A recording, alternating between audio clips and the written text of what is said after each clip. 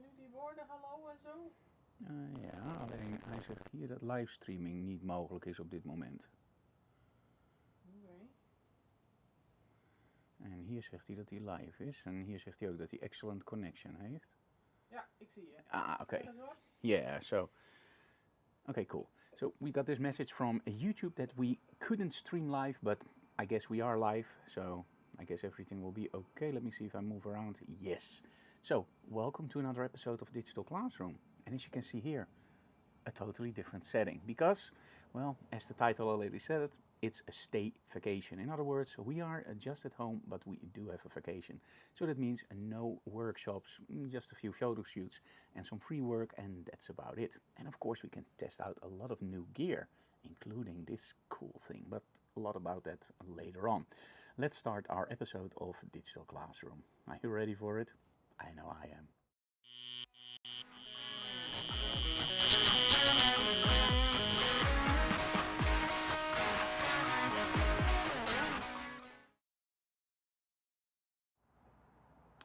Okay, so during the Digital Classroom, we have several topics. We have topics that range from photo shoots in the studio to retouching, street and travel photography, and of course we do a lot of different topics about, for example, how do you light something specifically.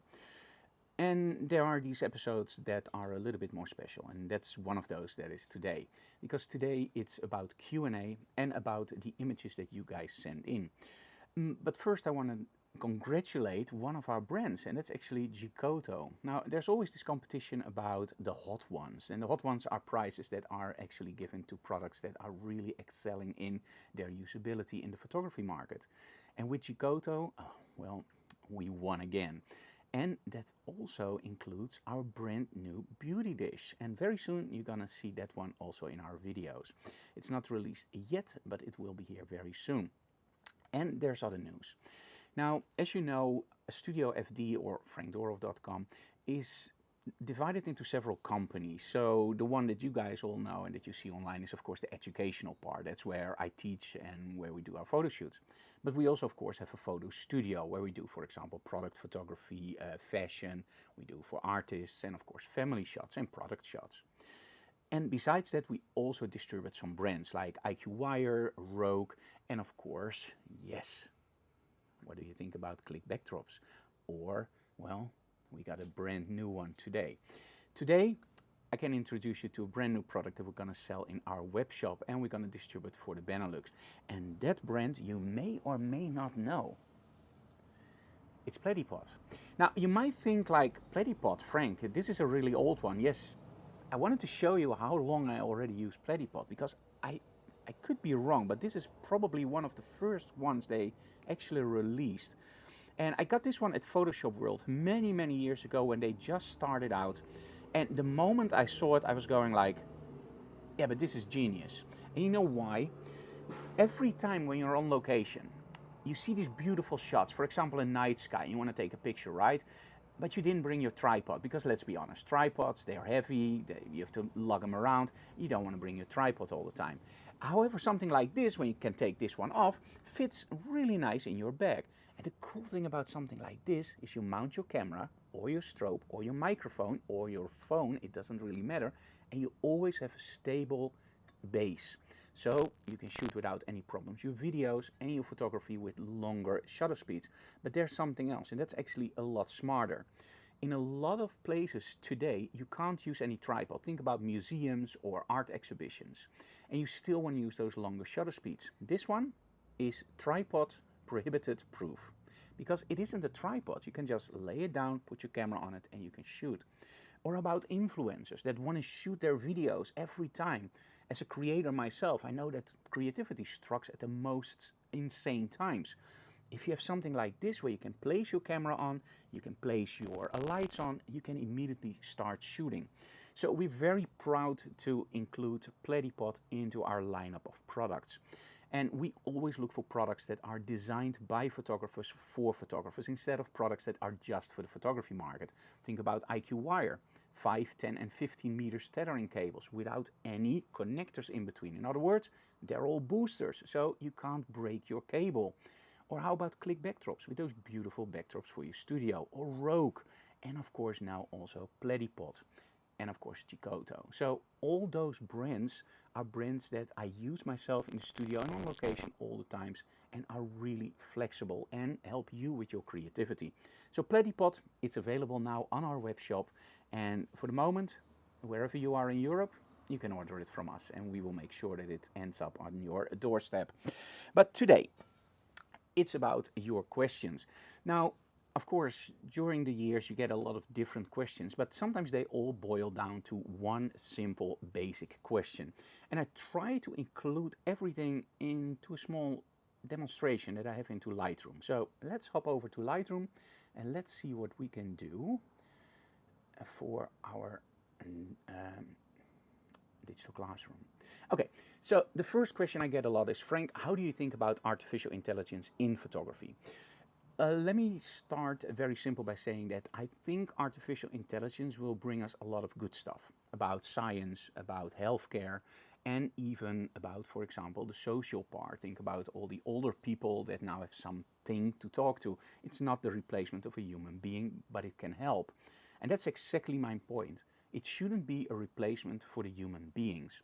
So in other words, what Adobe is doing with all their stuff in the backdrop and all that stuff where you can in Photoshop add stuff, that's something that for me helps with my creativity. Something where you just type in Viking running away from a building, no. But put your money where your mouth is, right? So I wanted to show you some examples where I use not really artificial intelligence at first, but I'm using a plugin called Boris FX. And I'm going to show you exactly why I use it here. So let's go for example, this image. Now, this is Corinne, and many years ago we created an image exactly like this. And there I can already give you a very big tip for today. Don't use plexiglass and small candles, because after that your whole plexiglass will bubble, so that's not a good idea. So many years later, I think 15 years later, we created this image. Now, if you see it nowadays, you could say, hey, that's a lot of artificial intelligence, right? To tell you in all honesty, this is all real. And it's very easy to create it in real, for the very simple reason. You just place candles, you use a little bit of smoke, you place your model there, and you light it correctly. But I did add some cool stuff in here, like for example, and I hope you can see it here, this little part over here. That's something I use in Boris FX. I used a little bit of particles in the air by Boris FX. So although the image is for 99% in camera, except for the tinting of course, I do add some elements that enhance the mood of that shot, as you can see here. Over here I did it a lot less. I'm only using those particles. Is that artificial intelligence? No. So let's take it one step further. With this I have absolutely no problem at all. I do think that you should try to get the image in camera as good as possible right away, of course. So let's go a little bit further. Now this is one of the shots that I took with Jonna during a workshop online. So we teach workshops online, and in this case the student sent me all these beautiful costumes. And he wanted to create not photographs, but art pieces, or in other words, scenes. Now, you can use a lot of artificial intelligence for this. And the easiest way would be to shoot something like this, again, the blue backdrop, create everything later on in Photoshop, and you're done. But it doesn't look real for me. And that's because if you have a proper knowledge of lighting, shadows, and how everything interconnects, you will very quickly find out that there's so much fake and it's so easy to spot. So how did I shoot this one? In essence, in my mind, I already knew, okay, this is Star Trek. She's in a fight. There is smoke everywhere. She's running through a corridor, and on the left side, there's the engine, the blue engine. On the right side, there's the red from all those lights. So when I set it up, I knew there was a big blue light source from the side. So big blue strobe. I knew that the reds were a little bit lower in intensity, because those are the alarm lights. So a red gel a little bit lower. Now you also know that the light from that side is much brighter. So you angle your light towards here. And of course, he has to look the part. So look up, aim the phaser towards me, and then in Photoshop, the only thing we did is we shot it against a black backdrop with a lot of smoke. And then everything else is created in Photoshop. So the backdrops. Do I have a problem with this? Absolutely not, because I don't have a Starship Enterprise in my studio. If you have, please call me and I will come over to do a photo shoot, without any doubt, of course. So you can also do it a little bit further, and this is where it starts to become really interesting what you can do with your artificial intelligence, because sometimes stuff happens that you don't expect. So let me just lower the rating a little bit. Oh, and I didn't include that shot. Oh, that's a shame. But this one is also a great alternative for that one. So sometimes it doesn't work. Like in this case, I wanted to create something where our model was on the deck of a starship, with in the back all the stars and a little bit of a light trail. I tried it a million times and it didn't work. So if you ever run into a problem like that, start building it up in blocks.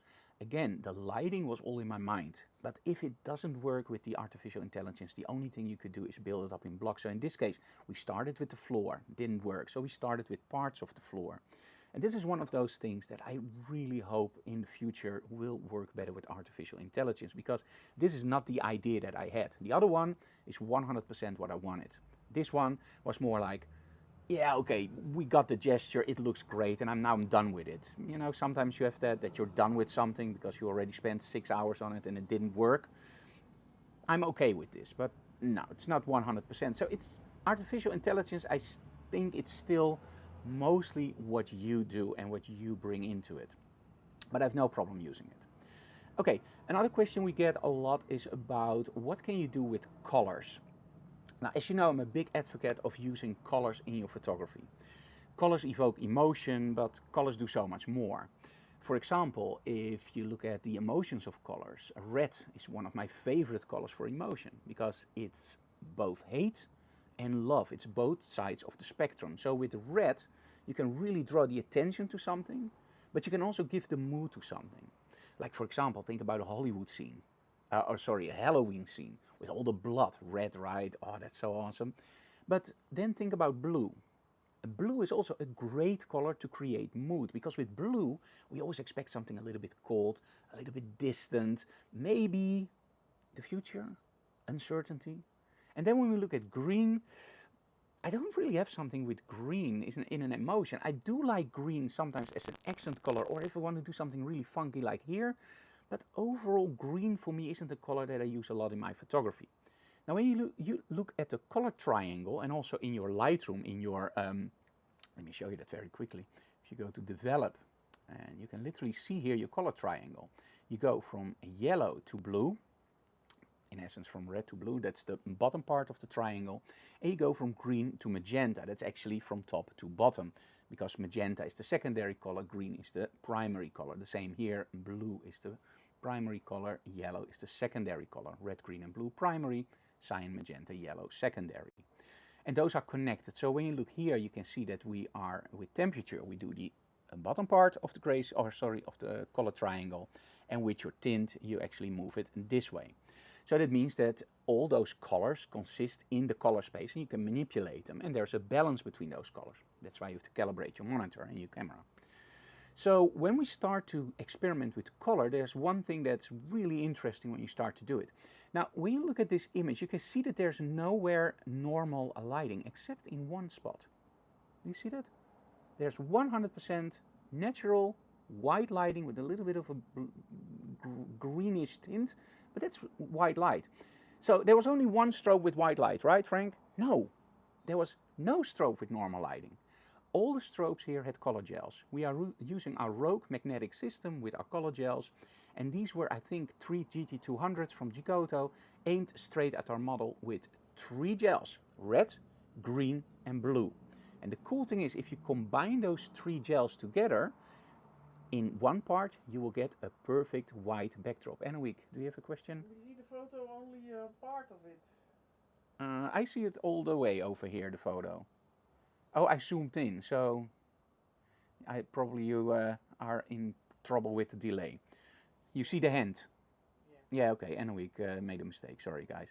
So, and as you can see here, the same thing. In the face, there's this nice line where you can almost see white, but then immediately it goes to red. It's a choice where you place it. If you really want white light on the face, you just aim your lights correctly, make sure that the balance on the face is white. But I think that's less interesting. I think that color play between red, green and blue makes it really more eye-catching and more interesting. And we did a lot of those shoots, and this is something that you will see a lot more in the future, also in workshops. And of course, you can still combine it with smoke and of course with your backlighting, as you can see here. Or if you like lens flares, in this case I'm using one lens flare from the back, and I'm using a blue strobe actually in front of my lens, and I'm shooting over the lens, so that blue is actually shining straight into my lens. And the cool thing about that one is you get the essence of smoke underneath your model without all the structures, and you get the essence of a lens flare without it actually hitting your model, like with the red one in the top. So it's a really nice trick to just place your strobe in front of your camera. So if that's your model, you're standing here, you place your strobe literally under your camera, aim to slightly up, you shoot it, and that strobe literally fires into your lens and creates a lens flare like this. Really nice technique. Now, of course, that's the more extreme part that we can do with colors. Of course, we can also do other stuff with colors, like for example here, and that actually brings us to our third question. So, how do we create something that's eye-catching with no budget at all? Well, that's a little bit hard, because with no budget at all, that means that we don't invest anything, and that's impossible, because even if we have stuff in our attic, we once bought it, right?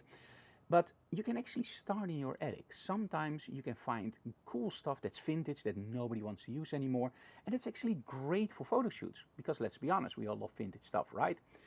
And party stores. I kid you not, party stores, you can buy stuff for 3-4 euros, and if you combine it, you can create whole sets. And let's be honest, the quality doesn't really matter. Because if you're done with it, well, you can always reuse it, or you can just store it for later. I highly recommend not throwing away anything. I now see Anouk, her eyes are getting bigger and bigger and bigger. There's a little bit of smoke coming out of her ears. Don't throw away anything, because, well, Anouk is behind the camera, so you can't see her face. Anouk always tells me, throw this away, you don't use it anymore. And then 2 years later, I use it in a great photo shoot, and it's great. And then I just look at her and go like, yeah, you see, that's why I didn't throw it away. And that's one of the things as a photographer that you have to realize. Sometimes you're done with something. You don't want to shoot it anymore. But trust me, 1 year later, 2 years later, you immediately, oh, I want to shoot that. And then you still have it. And it doesn't cost you anything to store it. So what did we buy here? I don't know the English expression for it, but it was holographic material. And the cool thing is, you can buy this stuff for, I think 2 or 3 euros. I think these are actually two connected to each other, so 5-6 euros. And the thing is, you can buy them with just silver or gold or holographic. Now, as a photographer, and when you work with lighting, you always have to remember that silver and gold are nice, they reflect. But when you start doing holographic stuff, that's where you get all those nice sparkles, where you get those lens flares a little bit easier and those glows. Now, in this case, we have our model behind it, and she's just leaning forward. So she's pushing it forward. And because I'm using the Fresnel from Nonlight, it's one I highly recommend. It's a very cheap Fresnel, but it works like a charm. That gives me that nice, harsh quality of light. And when you use a Fresnel, you immediately get those sparkles in holographic material. But I'm also helped with the KNF concept filter, so the Nano, the black mist. Now, why do I tell you guys this? A lot of these images you can create in Photoshop, the effects. However, that isn't fun, and you don't understand what you're doing. By creating it on the set, by using the proper lighting tool, so not using a softbox, because then you can't get that glittering, but using a Fresnel and knowing that if you want that effect, you have to use a Fresnel or a harsher light quality. If you want the reflections to go up, the model has to lean forward. By understanding how lighting works, one, you become a much better retoucher, because now you understand what lighting does, so you can make it more realistic. But also your images will look much better because you can create it in camera instead of creating something in Photoshop that doesn't make any sense. So budget-wise, really cool. Lighting-wise, be smart with your lighting and you can make everything look cool. Same here. Same material, but this is the red material, and as you can see here, a lot less sparkles, but it still looks nice, especially when you combine it with the red gel and create a mask, a model with red hair, and then just look around the corner. Again, budget-wise, it doesn't cost you anything. Now, And let me see if I have more with that are really budget-wise before I skip over images.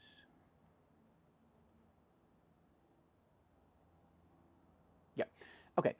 The other question we get a lot is like when you shoot something on location. So one of the things that I love to do is, of course, business reportages, business shoots. Now, what is a business shoot? A business shoot is not where you shoot people's heads and you go like, okay, so that's Marijke, that's Stefan, that's the boss, and done. I love to do reportages or shoots in businesses that are slightly different. And then I try to focus on the character. So every time when I do a photo shoot for a business, first of all, I try to look on their website. I talk to the owner. I look at what's going on in the store or in the business. And then I try to create something that's fitting for my client. And I think that's why the questions come, why do you shoot business one this way and business two that way? And that's because we're not shooting a business shoot. We are shooting something just the same as a character shoot. The business is the character of the person. If you want to make sure that your clientele chooses your company, make sure that in your photos, in your website, it breathes your atmosphere, your mood, because then you find the customers that are really for you. Now, in this case, this was a luthier. He repairs guitars, and I made a deal with him that we would do a small video and some photos in exchange that he helped me out with my nylon acoustic. And in essence, I've been with him for, I think, 5 or 6 years now, and he's done all the major repairs on guitars. But I just wanted to show you, like, it isn't 10 images that we take, and this is a small selection. And just look at how I try to find details. For example, the depth and the depth of field, but also make sure that at least in one of those images, you also have the artist himself, because let's be honest, the luthier is an artist. But also where he doesn't look into the camera, because sometimes for social media, maybe you need something like this. Or if you wanted to do it more personal, you need something like this. But if you want to do it more anonymously, or you don't like your face, you do it like this, right? So always try to find that stuff. Now also during the photo shoot, he just said, shoot some stuff and it is okay. And I said, no, Ray, I want to know exactly what you're doing. Tell me what you're doing. And the funny thing is, if I would have taken the photos myself, and then just forget about everything that I know about guitars, because I actually know what he's doing. But let's say I have no clue. I probably would have missed this shot. And this is one of very, very important parts of the luthier part. You have to remember that the people that you shoot are operating their business, that they do every single day. Now, when somebody asks you as a photographer, how does your camera work? What's the first thing you say? Oh, you set your shutter speed for the depth of field and your aperture. And the people just look at you going like, wait, slow down. What is a shutter speed? What is an aperture? So if I want to make a photo reportage for a photo studio, it's important for me to know that aperture is something that determines depth of field. So I can play with it. But I also know that it's really important for the photographer, for example, to use a certain lens. So maybe just focus on that lens. And in this case, he's metering the height of the bridge. That's a vital part of actually that repair. So take a shot, but also that he's placing a small piece of paper underneath to not damage the guitar. So he also takes care of it. And one shot tells you a lot, and that's what I try to do in those shots. Just having some fun with depth of field and the brand. Same here, because with this one you don't really see the guitar, with this one a little bit more. So, and of course from the side. Now you could argue, Frank, shouldn't you clean the guitars? You are absolutely right, yes, but hey, it's a workshop, right? It's literally a luthier's workshop, so it should be a little bit dirty. Detail shots, always cool, work with your depth of field. Same here, in action, and just try to get, he is now filing the nut, so make sure that you see that. And I just loved the way that he went in there to get the pickguard out with just a little tool. And again, these are the things that you miss. Talk to a great wedding photographer, and they will tell you all those little details that we all miss. The first time I did a wedding, I know I saw all the videos and I thought, oh, I know how to do a wedding. I saw all the American videos, I knew all the little shots, and I was very confident. But as always, and this is the best tip I can give you, don't overestimate yourself. So I asked one of my students, who is a great wedding photographer, hey, join me in a wedding. And she was going like, yeah, great. man, I didn't know anything about wedding photography. Yes, I knew all the trick shots, but I didn't know that you could ask the referee, the referent, hey, can you do that again? I missed a shot. Or that you could literally just have fun with everybody and just orchestrate everything, because that's the part that, yeah, you see the tricks, but the interaction. And when you see a professional doing that, you go like, oh, I would never guess that that was possible. Yes, it is. And she showed me some really cool tricks about some smaller detail shots. Same here, cool tool, great for the luthier. Same here, soldering. I'm going a little bit faster now because there's a lot of shots. But I just wanted to show you how many different kinds of shots we do. I'm going to explain to you in a few seconds why we do that. This one I absolutely loved. And filing the nut. That's the top part of the guitar, as you can see here. Okay, so why do we shoot so many images? Now, in a normal business shoot, you could get away with, let's say, 20 images. That gives you a great portfolio. That's nice for the website. However, let's be honest, if you're a photographer and you're there, you can easily shoot a little bit more, right? Because, well, photo opportunities are everywhere. The cool thing about what I gave Ray is not only gave him a lot of shots, but also from all his tools. And I said, okay, get me a fender, get me a floating bridge, get me this, get me this, get me this. Because I was already there. And then when I shoot him working on a floating bridge, working on a steady bridge, working on a true body, working on a bolt-on neck, working, go on, everything he had there I shot. I only came in for the nylon acoustic. The cool thing is he has now so many shots that if he wants to do a social media post about a floating bridge, he doesn't have to shoot him himself. He just, oh, Frank shot it. The thing is, sometimes it will cost you a client because the client goes like, oh, I have enough for a year, I don't have to hire him again. But in most cases, it will actually get you more clients because they go, if you go to Frank, he will give you so much images. And sometimes giving more delivers more. Yeah. Okay. One of the other questions we get sometimes is, what is one of the things in your studio that you can't live without because it always works great? Cubes. Don't ask me why cubes. Now this is a large one. This is also a box where the models can sit in and you can do funky stuff with it. But I have larger cubes, I have smaller cubes, and cubes are awesome because they are not a product like, for example, a chair. A chair is very recognizable. You can do one thing with the chair, you can sit on it, you can do some other funky stuff with it, but that's it. With cubes you can build a set, you can use it as a table for product photography, you can literally just put your models under it, over it, next to it, you can put two to each other and just make a pose between it. So cubes are easy to build and they are great in your studio. You can use it for many different shoots. So I think the question, what is the most used prop over the years in your studio? Without any doubt, cubes. Okay. Then somebody asked me like, hey, how do you get an image like this? Now, normally on social media, I always tell you guys how I did it, but in case you missed it, and I thought it would be cool for this episode. I love different light shapers. Light shapers are, of course, our tools. Like a guitar player, and you use a Marshall, or you use a Fox, or you use a Garvin, and that shapes your tone. With photography, our light shapers shapes our tone. So for me, I love high contrast images. So that means I'm using a lot of Fresnels, harsh light sources, strip lights, grids. And if you love big broad light, you use big softboxes, like for example the Giotto lantern. But there are also some light shapers that are different. Now, one of the most famous light shapers that are different is, of course, the Fresnel, where you get, I always tell people, beautiful light quality and very harsh quality in the same thing, and you can zoom the freaking thing through. So that's awesome, right? And that's a unique light source. But another unique light source is actually the gobo projector or the optical spot. Now, in this case, I'm using the Lindsay Adler projector from Westcott. The Lindsay Adler projector you can use in many different ways. You can use it with gobos, where you can project patterns on your backdrop or on your model. Awesome to do. Or you can just use it with the blades.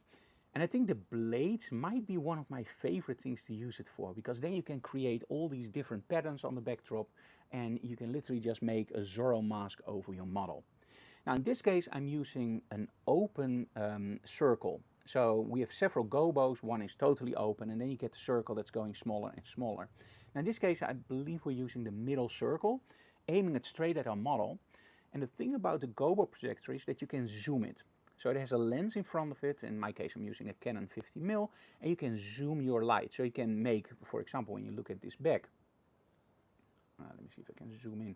You can see that this is pretty straight and pretty sharp. This is something that you can't do with a normal light source. In this case, because we're focusing the light source, you get this beautiful harsh quality. So that's nice about a GoPro projector. And if you freak out with it a little bit, you get something like this, where you can create really super hard shadows in the back. It almost reminds me a little bit of Sin City. Love that movie, the styling of that movie.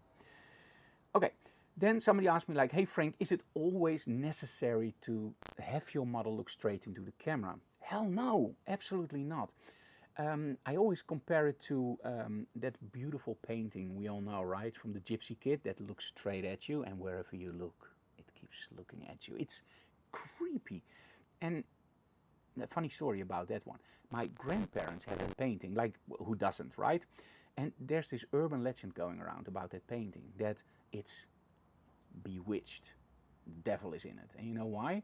Because there were a lot of houses that burned down, and the only thing that survived was that painting. Now you might think, Frank, you're overreacting, you're seeing aliens. No, that's absolutely not true. Although, oh no, sorry, that was just a plane. I'm just kidding with you guys. So how did it happen that those paintings didn't burn down? That's actually because they were experimenting with a new coating that was anti-inflammatory, and they did a little bit too much, I think. So those paintings survived, so there was nothing magical about it, but it was just, and of course also the amount of paintings that were sold. Because if you sell 10,000 of something, well, if 100 survive, that's a lot, right? But if you sell 200 and 100 survive, I think the devil is in there. So yeah, that's also the difference. But that painting is a great example why you shouldn't always have your model look straight into the camera. It gives you more mystique by letting your model look away. Especially when you use very focused light sources. Like in this case, I'm using a strip light. Frank, how did you get the light on the backdrop? Because that was actually the question. Now, the thing is, with strip lights, you can focus your light much more than you can imagine. Sometimes you need to take away the grid, but sometimes you can also leave the grid on. Just by angling the light source, you can determine if you use feathering on the front, so less light output, and more light output on the back. Let me explain. If this is your strip light, the center part is very bright. If I move it this way, the sides will become less bright and softer. So you get a beautiful soft quality of light, but less output. So let's say this is my backdrop, this is my model. This is where my strip light is. If I aim it all the way towards my model, the light falls over the model, the backdrop is dark. If I place it all the way towards the backdrop, the model is dark, the backdrop is light. If I place it in the middle, both will get equal. And now you just move it around. Don't overcomplicate lighting setups. I always compare it to Dexter, the serial killer from CSI, right? Dexter was always going to a scene where there was a murder.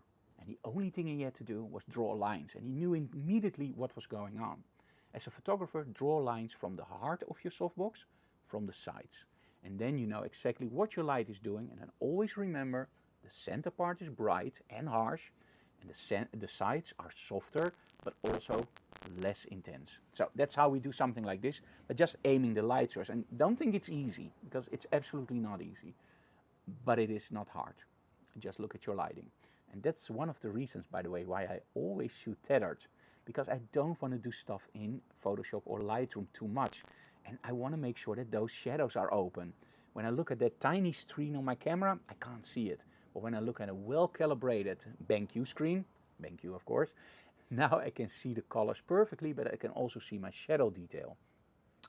And this is, by the way, one of the parts. I said BenQ as a little bit of a joke, because BenQ, of course, has been our sponsor for over 15 years, and it's been a great cooperation, and I love their products. We even have a new one here.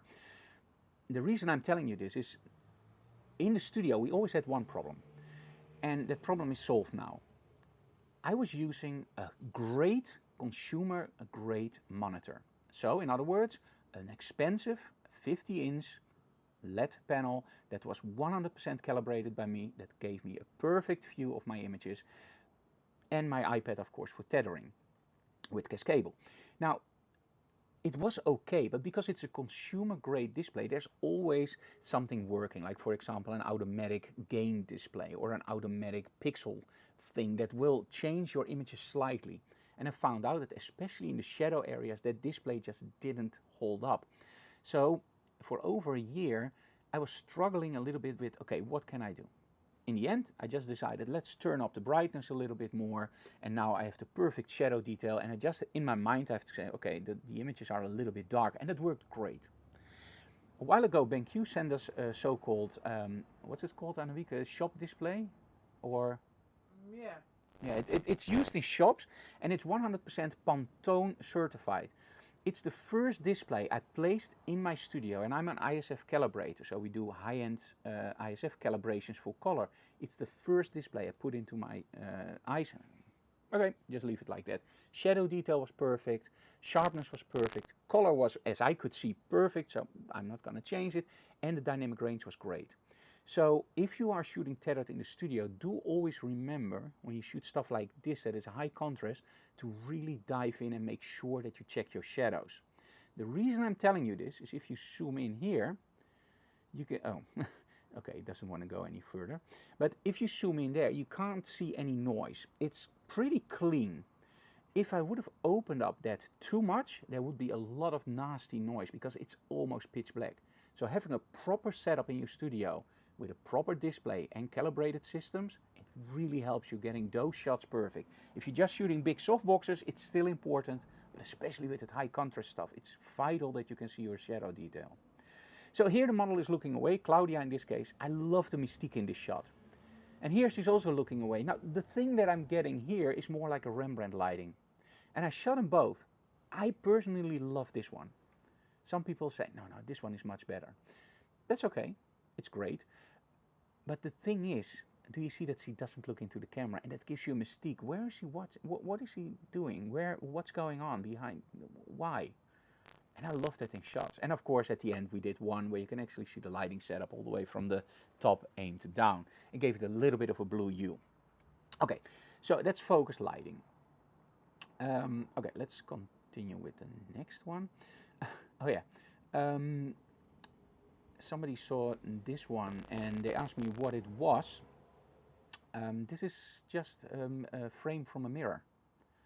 So it's nothing special. Somebody thought that we had this custom made. No, I believe we cut it from one of our models, right, Anouk, the frame from the mirror? Yeah. Yeah, and my advice is very simple. Go to flea markets, go to secondhand stores, thrift stores. You can find stuff like this gazillion times. And just take the mirror out or leave the mirror in, whatever. It's cool, right? You can often buy it for a few bucks or get it for free, like in our case. Another thing that I love to do, and that's, somebody asked me like, hey Frank, are there any things that really caught your attention the last few years with gear? And there's so much. The thing that I look for in gear is I love gear that doesn't just work, but that works in many different ways and that triggers your creativity. And a while ago I was on this trade show and I saw this smoke machine and it had bubbles and I never saw that before, and it's the smoke ninja.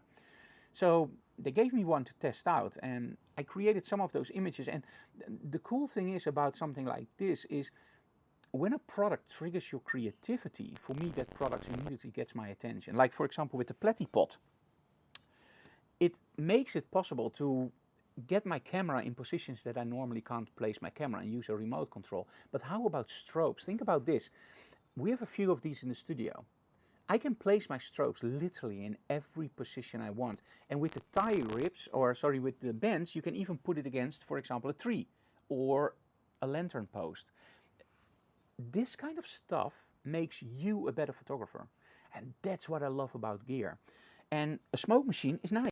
We have several smoke machines. It doesn't excite me anymore. So smaller smoke machine, yeah, great, we have smoke. Oh, the smoke sticks to the floor. That's nice, but it doesn't really trigger my creativity because, well, it doesn't make any sense for me as a model photographer. As a product photographer, I love it. But as a model photographer, no. This one did. And why? Because it's bubbles. And I never saw that before. So here we started experimenting with it, just hitting the bubbles. Now, with this setup, and this is why it's in here, because I thought like, hey, let's also build in a tip, of course. When I started out with this test, I didn't know how many bubbles it would actually produce. Now, sometimes when you shoot something like this and there's only one bubble, it isn't really interesting, right? You need a lot of bubbles, and you don't need too much, but you need at least a few. So we decided to shoot this against a black backdrop. And the reason for the black backdrop is actually incredibly simple. If it didn't work out, I could always clone in some bubbles from the other parts, as long as I made sure that my camera was standing steady and I just took the shots and the strobes were firing in the same way. In the end, it actually surprised me how many bubbles came out of it. So this is, I believe, we added 3 or 4 bubbles, so that's about it. Here I'm adding a little bit of a glow. I don't know if you like it, but I just liked it because it just gave me another thing to do. Now when I look back at it, I agree, it's a little bit cringe-worthy, but hey, it's fun, right? Now, this is what I mean. By using bubbles, I immediately saw something like the universe, like the pillars of creation. The smoke could be something interesting, maybe with color. Now, at that point, we didn't have any colored strobe set up, and I wanted to do it fast. So I said, you know what, just move your hand like this, going to the universe, and just destroy one of those bubbles. She did, and this shot came out. And in all honesty, I absolutely love it. I don't know why. Maybe it's the composition, the lines, the bubbles that you can barely see, the smoke, but it just mesmerizes me. And we tried, of course, the same thing with full body, and in that case, yeah, I don't know. Later on, of course, we did put up the lighting with colors, but still we used that black backdrop. Now, later on, in the next photo shoot, and I don't have those in here, we actually started using the whole setup with a normal click backdrop, because at that point we knew we have enough bubbles, so now we can shoot it against that backdrop. Now, the tip that I want to give you with this is always, when you are not certain about something, always try it out against black or white, because then it's easy to clone something back in. Now, as soon as you're comfortable with it, make sure that you shoot it against a normal, interesting backdrop, because it really helps the images. Okay, talk about luck. Now, sometimes you're lucky as a photographer and sometimes you're not. Now, Shuyatti is a really dear friend of us, and I think I've been doing his photography for over 15 years now. And over the years we've become very close, and one of the main advantages is that I am invited to very special concerts where normally you can't get in, or where it's really difficult to get in. But the funny part is, I don't have to stay in my seat. He knows me this well that I can literally do everything that normally you would get killed for and will never ever set foot into an arena again. And that's cool, because that also means that I can take great images, right? Or not. Well, if you see me talking like this and you know me a little bit, you know already there's a bit but coming. Although I know exactly what to do, or exactly, that sounds arrogant, I don't mean it like that, but I know what I do. I know that I can place my camera everywhere that I want with VB. Sometimes there is just no lighting. And let's be honest, we as photographers, lighting is our tool. Now look at this, it's a great shot, and VB is really happy with this because it's the concert, right? It shows you exactly where he is. But I was a little bit panicking because, of course, I take these images during the Concertgebouw, during Christmas, and those are awesome with smoke and lasers and whatnot more. I was just going like, oh man, this is going to be a disappointment. Although it's the shoot like it's there. So I started to experiment a little bit with maybe a lower angle, and it's okay, you know, but it's not really exciting. Up until the second part. Now, you might think, Frank, why didn't you move to the front before? That's because the lighting wasn't there. This is literally half an hour later, and the lighting changed completely, and fast, because look at this. At this point, I was shooting it with a 15 to 30 mil, and I just thought like, okay, with a 15 mil, what you can do is you can create a certain surreal environment, and that's what I love about wide angles. We can all shoot with the 24 to 70 and compress and shoot wide angle. But as soon as you start dropping below that 20 mil, something magic happens. And in this case, I love it. This is a more normal shot, almost sterile. It's straight on, it's nice, it's cool. But when you use the 15 mil or an extreme wide angle and you start to lower your angle, you get these really weird verticals, converting verticals. Look at this. And I was so incredibly lucky with all the lights in the top. I didn't even see him until I took that shot, and I was lifting it up, took the shot, and I was going, Anouk, look at this, look at this. And she was just going, yeah, nice concert. I was going like, ooh, this is nice. Because as photographers, I'm triggered by all those lights in the top, so I wanted to include them in the shot. Now, of course, you can also go lower, and somehow this shot is nice, for example, for a poster where you need text underneath. But this one has more impact for me. But also think about shooting them both, because this one is almost unusable for a poster. You can't make anything from it that's standing, because if you want text in it, it's over the piano or on the top. You can't make it into a landscape because it's centered. So this is a shot that is great as it is, but it's not usable for an ad. This one is okay for an ad, but it's not in balance. But at least I can make it standing up, put text under it, and then the top isn't usable. But this one, this is great, because I can make it standing up, I can put text under it. It's a great shot for commercial use. So always think about this. And of course the close-up. I always try to do further away in close-ups. Now, you might not realize this, but look at the detail. Isn't that awesome? Now, my main camera is a Canon A7R5 and an A7R3. You know what this is? This is my iPhone. Because I don't care which camera I use. I only care about getting the shot. And this is one of those things that I always tell at trade shows, at photo clubs. There is this one moment in your life where you start photography. And what is the first thing that you want to do? You want to create the best images that you could, right? And that's great. And how do you do that? Well, simple. You take your camera that you just bought in the store, you aim it at your wife or at your dog, you take the picture, and it's great. Because you have a consumer camera that has everything set up for you, and that's easy, right? Think about your phone. If you mess up a shot with something like this, yeah, good luck. So everything works. And then you start buying your first professional camera. I went from an HP Hewlett-Packard to a Canon. Man, I was in for a surprise. Because the thing that frustrated the heck out of me, and I come from a family of photographers, not professional photographers, but hobby photographers. And I always knew depth of field. But on my HP, I couldn't get any depth of field. 2.8 looks exactly as f16. Well, if I focused it really, really close in macro shot, well, then I saw depth of field. And why? Because the sensor. So when I bought my first Canon camera, man, the whole world opened up for me. But I had the proper knowledge at that moment from my grandfather and my dad and my mom and my grandmother. They all shot. So I knew, okay, I have shutter speed, I have aperture and ASA. What's ASA? Oh, it's a digital camera. It's called ISO. So I already had that basic knowledge. But now think about people that start to buy their camera for the first time and they immediately buy a professional camera. Yeah?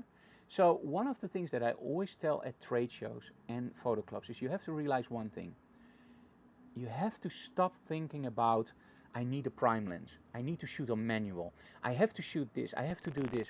You don't have to do anything. The only thing you have to do is get the freaking shot. And if you can zoom in 10 times with an iPhone and get detailed shots like this, it doesn't matter that it's only 10 megapixels or 24 megapixels, because something like this is only used online. This will never end up on a big poster because it's way too close. But this is great for an online shot. And then it's no problem. Okay, so more from a lower angle.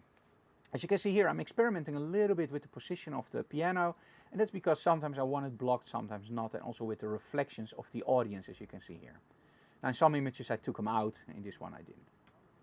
Okay, and finally, when the sun was really going down, because now you also don't see that nasty spot on the back anymore, as you can see in almost all the other shots, as you can see here. That's actually from the sun coming in, as you can see here. And that frustrated me a little bit. I didn't want to take it out, but at one point I just thought, I hope at the end of the concert it's gone, and there we go. So lower angle, great shots. So always bring your wide angle. But also, when the concert is gone, or done, you might think, okay, this is my job, I'm done, I'm out of here. And that's something that I don't like to do. What I like to do is I like to stay. And as a wedding photographer, as an event photographer, I like to also get those behind the scenes shots. And you know why this helps? Now in my case, I don't have to become friends with his hairdresser because we are already friends. I don't have to become friends with his stylist because we are already friends, because we're part of that outfit. But how many images do you think that he has where he's doing Weeby's hair? How important do you think an image like this is with a proper setup, like proper lighting, proper cropping, nice depth of field, and a proper tinting? This is something that he can use for his work. And that's why we always take those shots, because this is very valuable for him. Now, if you are not familiar with his stylist and his hairdresser, you know why you should take these shots? The artist might not let you on the stage. The artist might not allow you in his audience. The artist might not even want to know you.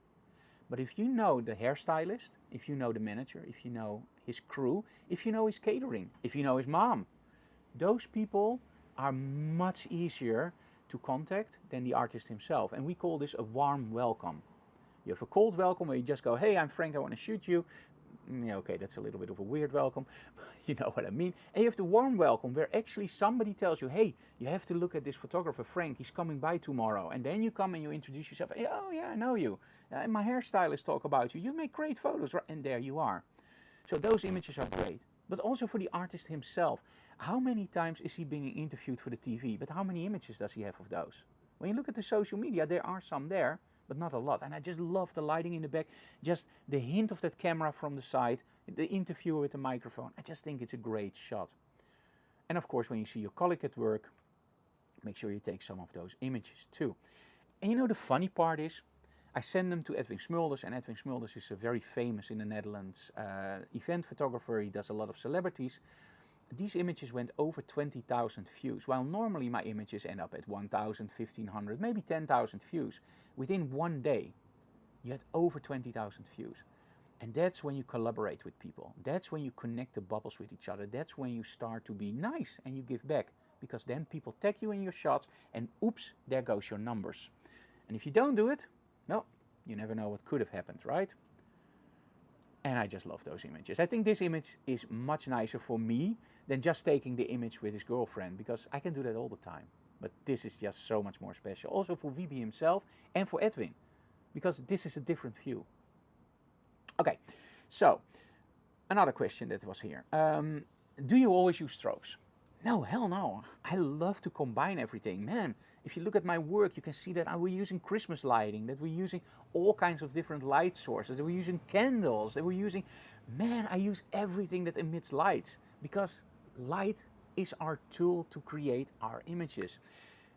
And one of the things that I love to do is freak out a little bit with lighting. And of course, we have those Pavo tubes from non-lights. So recently, we started using them again in different settings, like for example here. And don't worry, these are test shots. We have something planned with these that will be a little bit more interesting to look at, but I wanted to include these just to show you what you can do with just 4 LED tubes. Now you might think like, hey Frank, you're lying. This is not 4 LED tubes, because there's also red. Yeah, I'm using 1 red Pavo tube actually on our model, smaller one. Okay, let me see if I covered this. I think I covered most of the shots that I selected. Oh yeah, that's the other thing. That was actually about collecting stuff. Yeah. Another question was like, how do you create a uniform set? Now, I'm a big supporter of uniformity in the sets, and I think that everything works together. And there's this 60-30-10 rule.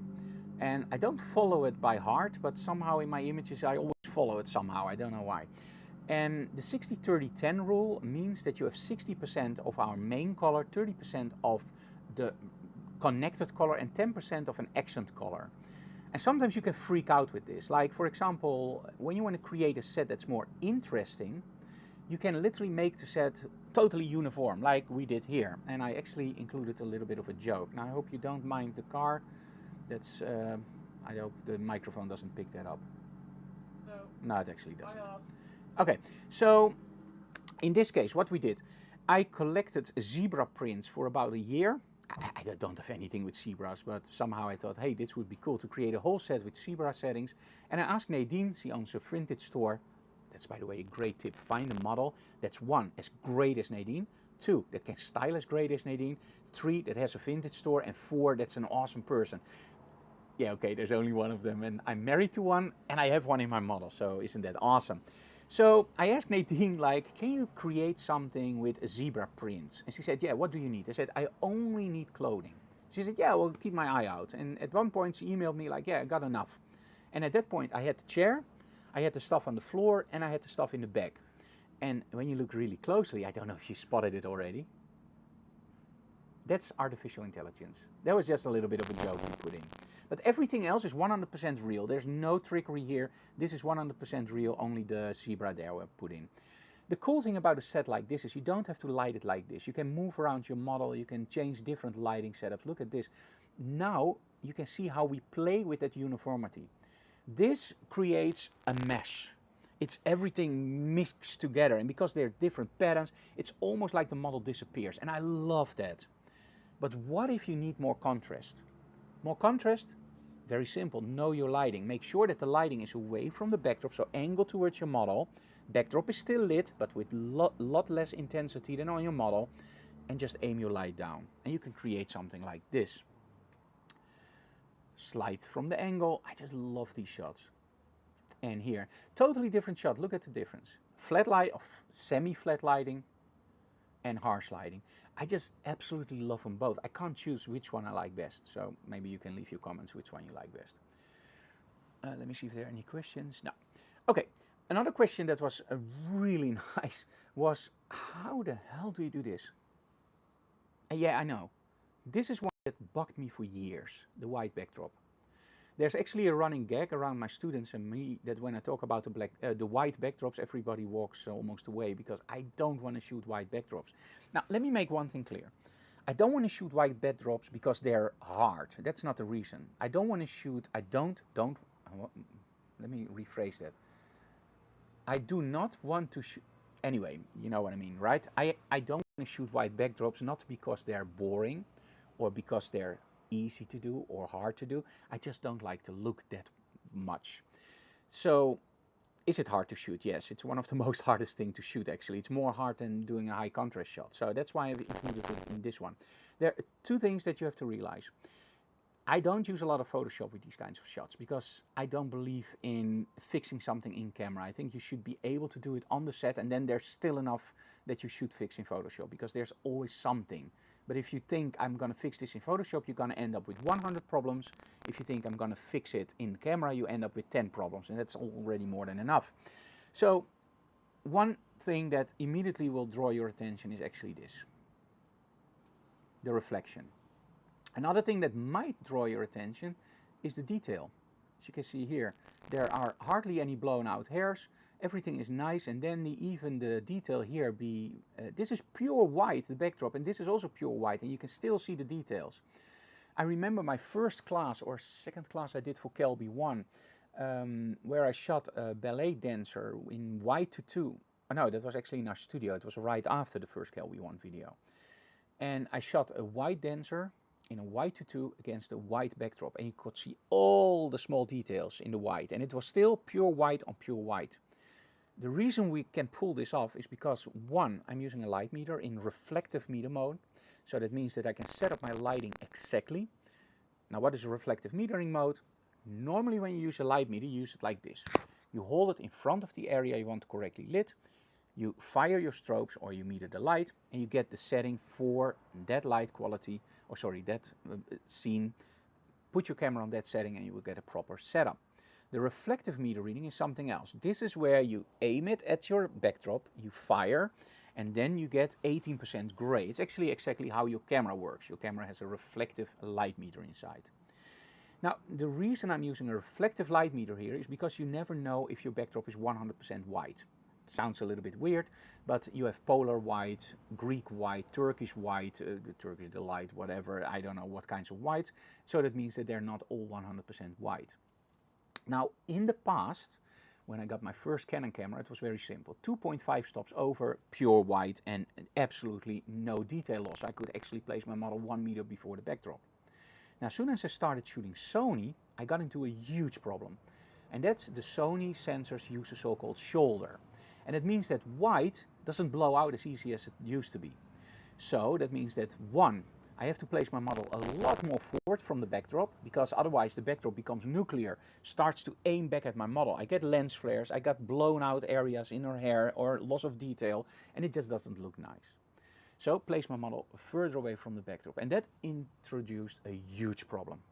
How to get the backdrop white and the floor. And that's where plexiglass comes in. Remember, the angle of incidence is the angle of reflection, and you can focus your light. So that means if you use plexiglass and you shoot under a certain angle, the plexiglass reflects the backdrop. So that means if your backdrop is 100% white, the plexiglass reflects the backdrop, creating a perfect white floor. You don't need proper lighting for that, just plexiglass.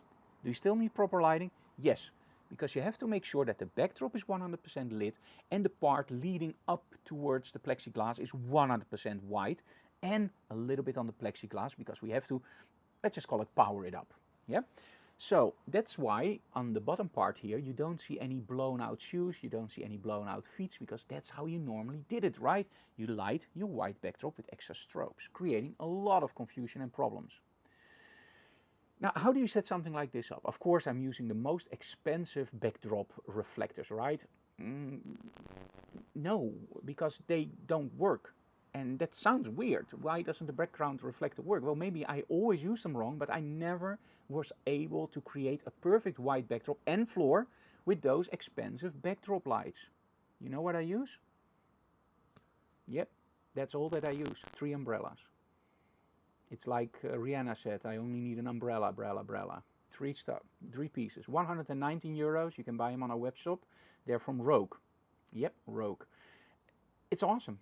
They're fiberglass, so you don't break them. And you know, and Lindsay Adler said the same thing, the umbrella is misunderstood.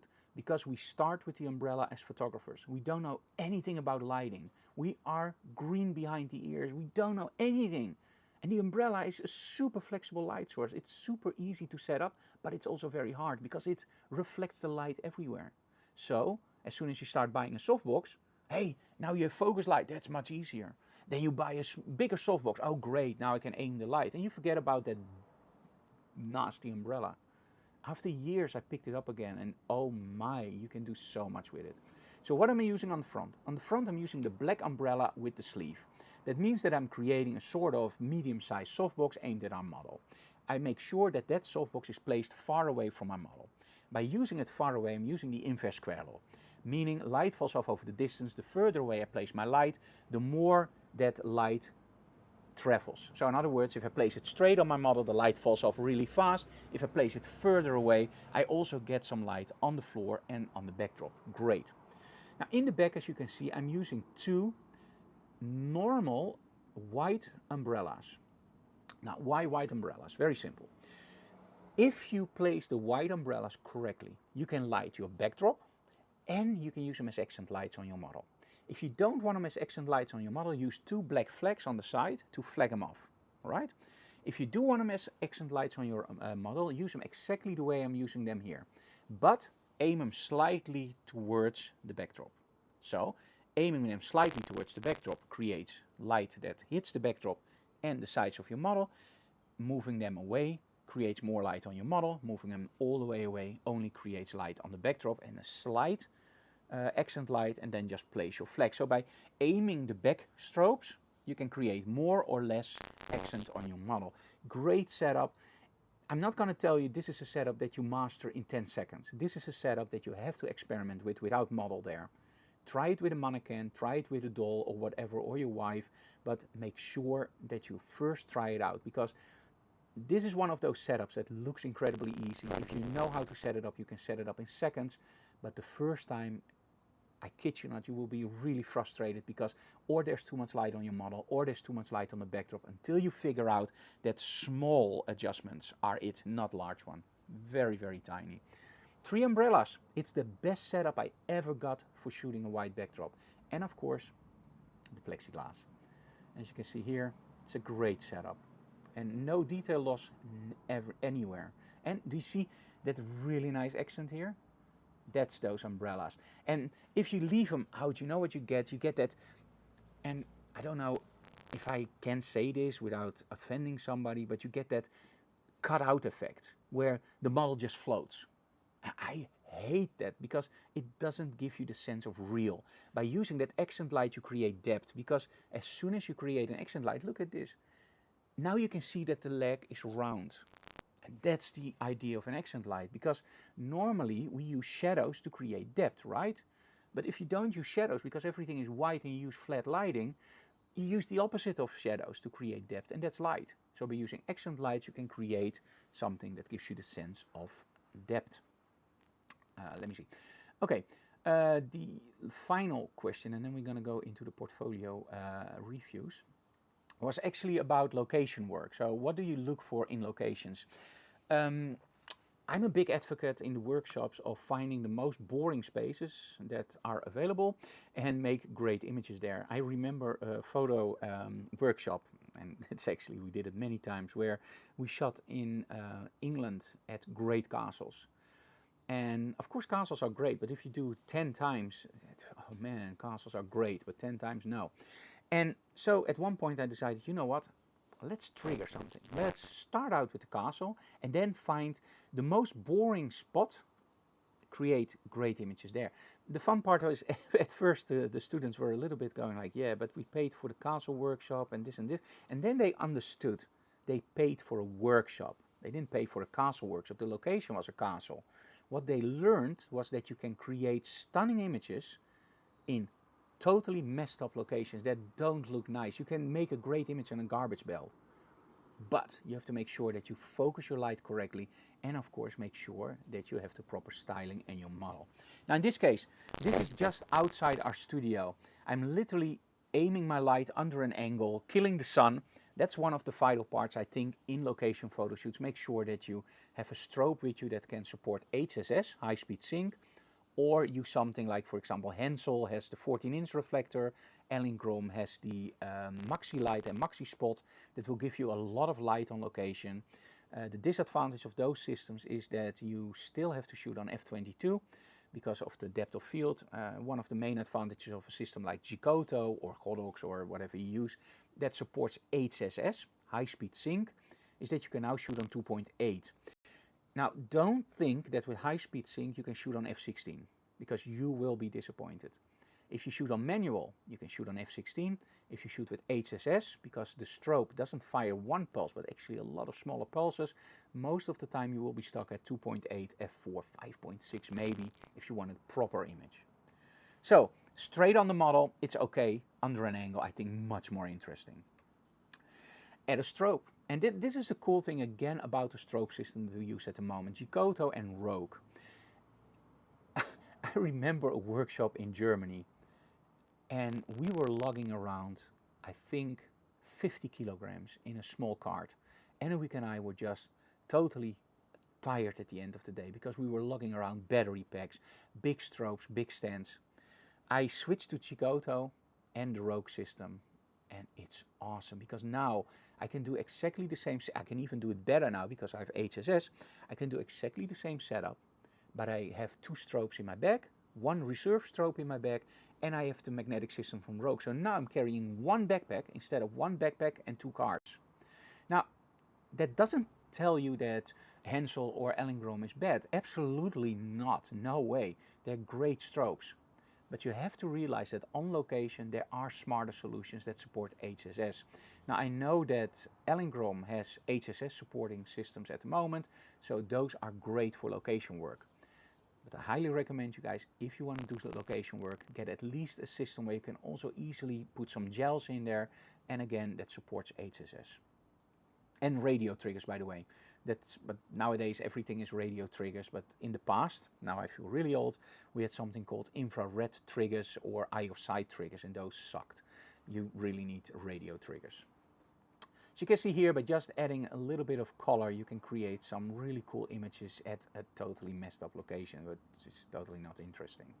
Same here, this is just a part of the area where I walk our dog, and it's absolutely not interesting, but place a model there, you can create something cool, especially when there's a little bit of wind.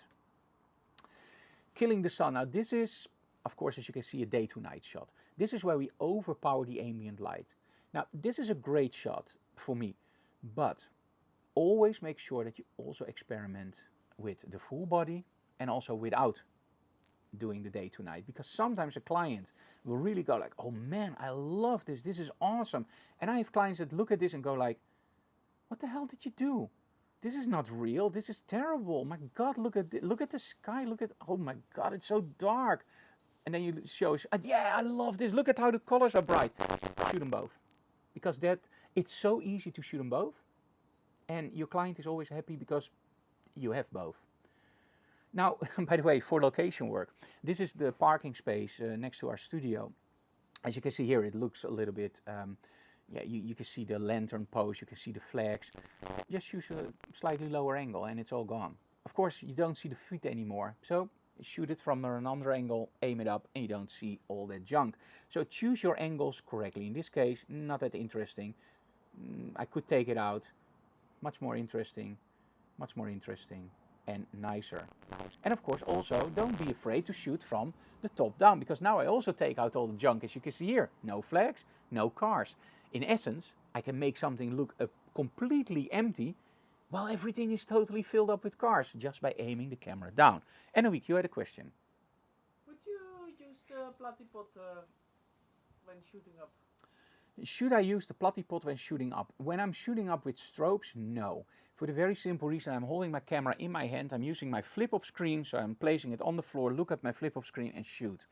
Now, if I would be shooting, for example, a soccer game, football, and I have a remote camera, that would be awesome, because now I would use a platypod probably behind the goal with a 15mm, and then shoot from a slight angle, never place it behind the goalkeeper, because then the goalkeeper is in front, but for example on the side of the goal on a platypod, and then with the remote control you can shoot it straight up. And that's awesome, because a tripod over there, somebody can kick it over, or it doesn't go high enough. You can of course convert it to down, but still a platypod, if you need 8 cameras on a game, the platypod is just much easier. And if you use 8 tripods, it takes up a lot of space and you have to carry about a lot, and when you throw a few of these in your bag, you're done. And it's so easy. And let's be honest, this one is, I don't even remember how old it is, and it took a lot of 10 years, over 10 years, and it's still 100%.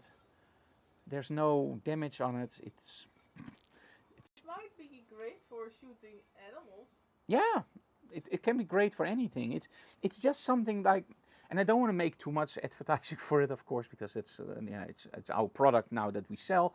But let's be honest, this is the kind of stuff where when you buy it, it's in your bag, and sometimes you don't use it for a month, and then you find a location and go, oh, I have it. So I think everybody should at least have one in their bag. It's awesome. There is a travel edition. There is also a travel edition, yes. Okay, so I think we've done a lot with the questions from you guys, so I'm going to switch over now, and I'm going to go for my red images, and those are actually the ones that you guys sent in for portfolio review. First, this one. This was actually shot during one of my workshops, I guess, because this looks very familiar. Yep. A few things. One, and I have to be honest with you guys, I believe in real portfolio reviews. What is a real portfolio review? One, I'm honest, and that means that if I see something that I don't like, I'm going to say it, but I'm not out there to hurt you, because I mean it in the best possible way. But two, I also have to replace myself with you. In other words, if I hate black and white photography, which I don't, and you send me black and white images, I can't say, oh, this is junk because I don't like black and white.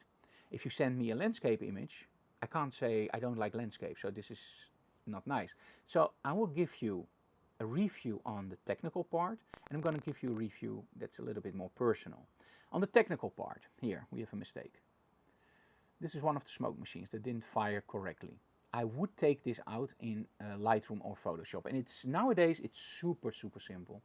You just go into your develop, you go into your remove tool, you just place remove, and you say remove, and probably Photoshop or Lightroom, in this case Lightroom, will create something that will look interesting enough. There we go, that already looks better. Now if you go like, hey, I don't really like that one, you just go through the other ones and you go like, oh, that one looks better, that one is nicer. Okay, so that's already the first part that I would change. Now, in all essence, I absolutely love the effect with the blur. I love her expression. In all honesty, I think the composition is a little bit off. I would have loved to place her a little bit more here and leave some space here. But that's something you don't always have the luxury for. And that's why I always tell people, when you shoot something that has motion or that is a little bit more chaotic, nowadays with 60 megapixel cameras, just zoom out and just shoot it a little bit wider, and later on you can create your crop. But overall, I love the effect because it gives sense of motion. I look at the expression of the models. Don't underestimate choosing the right moment, guys, because this is so incredibly difficult. So love the shot, love the retouch, would take out the smoke there, and the composition I would change a little bit. There we go, this is cool. Now, looking through a Venetian blinds is always lines. Now, if I would have taken this shot, I would be very happy. I love it. And one of the things that a lot of people don't realize is this is incredibly hard to get right, because often the lines walk over her face, over her eyes. It doesn't look nice, over her mouth. Here, everything is actually pretty cool.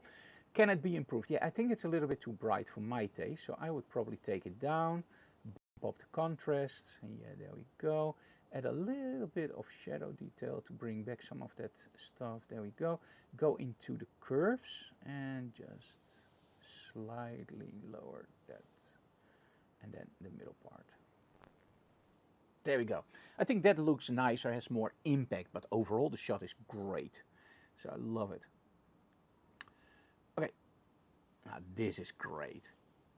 This is awesome. And you know why? Silhouettes. I love silhouettes, but also for something else. If you want to show how large something is, include a person. Because if you include a person, you know the scale. Now, because the mountains are on the back, you don't really see the scale. But man, I love this shot. How could you improve this? I don't know. Maybe slightly higher angle. And maybe tilt it. It's not crooked, but somehow this looks better for me. Yeah, no, don't change anything. This is great. Yep, absolutely love it. Don't change the thing. No, great. Wow. Yeah. This is the stuff that I love to see. It reminds me of a documentary I saw about a photographer that creates these kinds of scenes in villages. I just forgot his name a little bit. Now, of course, it's not that quality. Sorry for the guy that shot this, but he's spending $100,000 on a set. So don't worry, I don't mean it that way. But the desolation, the loneliness, the combined with the snow, the center, the footsteps leading up to this is so incredibly cool. And the funny thing is, it's not a cool shot. It's actually pretty boring, right? It's an industrial area. You see a boat, you see somebody walking, you see some snow. What the heck? But sometimes what the heck just triggers something. You know, a great example, going back to guitars. Anyway, can you get the custom guitar for me for a second?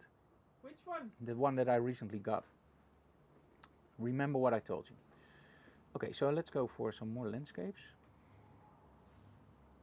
Same here, include people, really nice. Also tells a story about the rain. I just love these shots. Great, great work, wow. Let me skip that one for now. Okay, so let me switch over to this camera for now, because I want to show you something. So, this, as you probably know, is one of my hobbies. Guitars, yes I know. I have to make sure that I see it. Now, you might think, hey Frank, that's a Fender. No, it's not. It's a custom. And what is a custom? It's made in Japan. And these guitars are from the 70s. And they're called pre-lawsuit guitars. They are actually copies. And they're supposed to be better than the original. Now, that guitar I bought for 150 euros. From the 70s. 150 euros. And it's better than an American Strat. In that period, that sells for probably 5,000 euros. The moral of the story, same thing with that photo. It doesn't look like much. But when you play it, something happens. And I don't know what it is. Probably it's that feeling, hey, I bought this for 150 euros. I'm Dutch, right?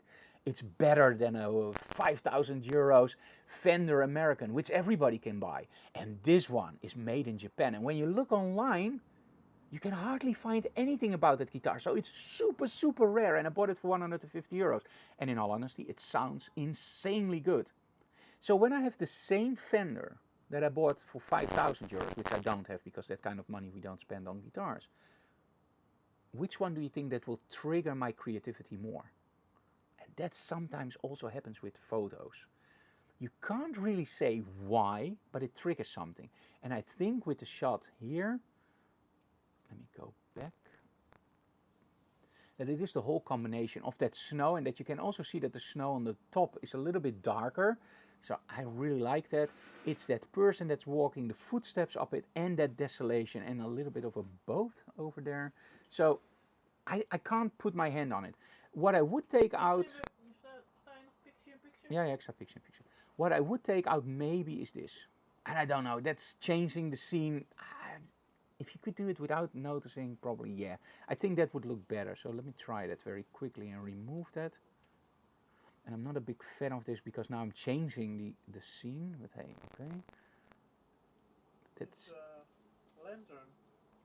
Yeah, it's a lantern and a light more. Yeah, I think this is better. But again, it's changing the original scene. I have a little bit of a problem with that, but in this case, yeah, why not? Okay, same here. It's almost monogrammatic, and man, these shots are awesome. Let me see if you can improve this. No, you actually can't. Look at this. Whatever I do, it becomes worse. And that's the pinnacle of a great shot. Whatever you do, it becomes worse.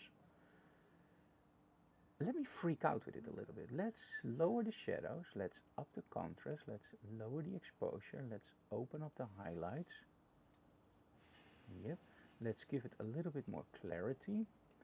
Let's play with the haze. And let's go for vibrance and saturation. And then let's go for a tone curve.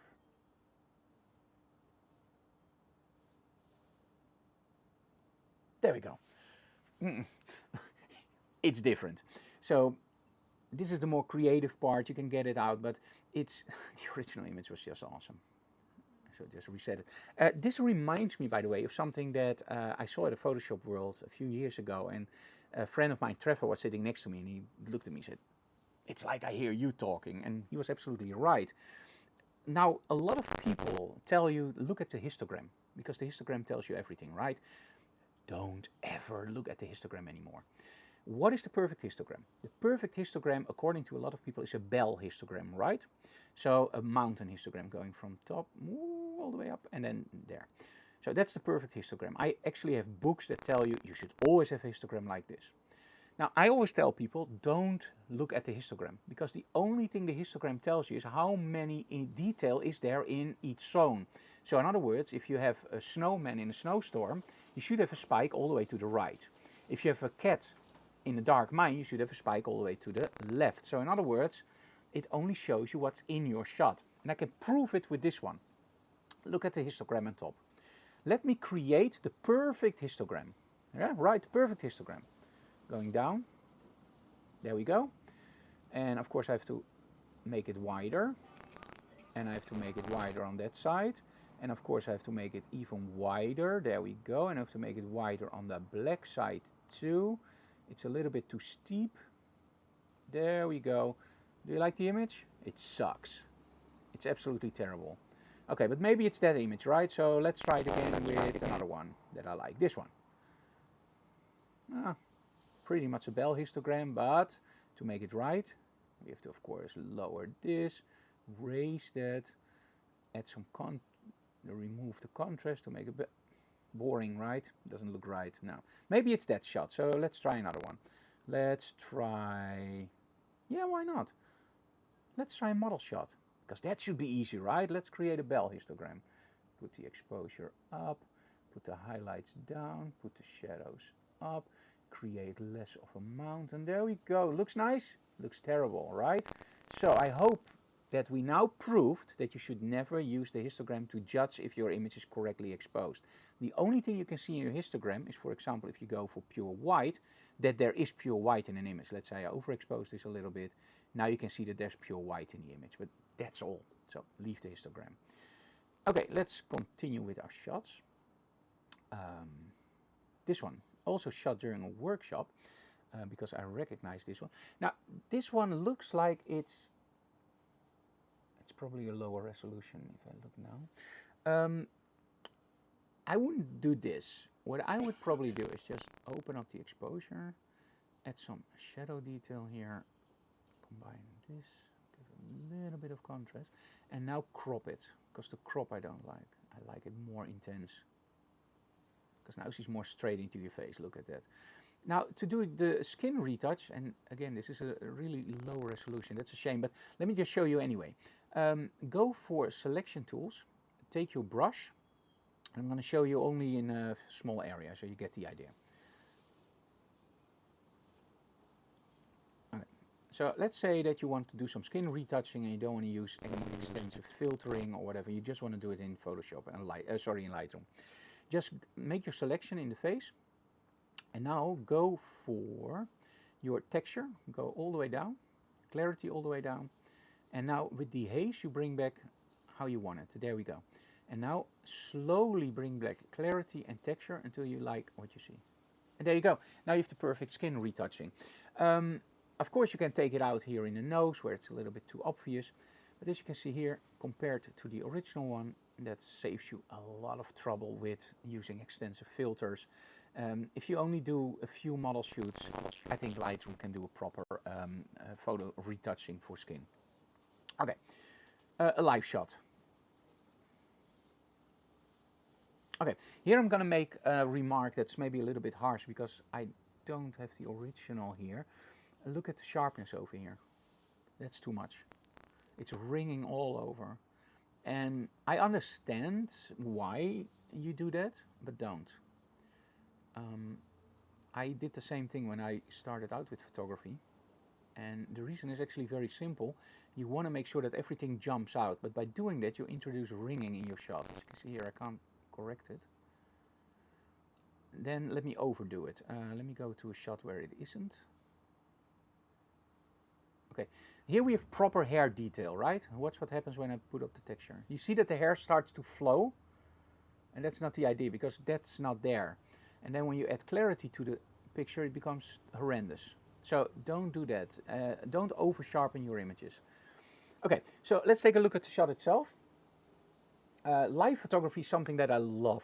I don't do it a lot, I do it way too little, but I absolutely love live photography, and this is for me a great shot of an artist looking in the microphone.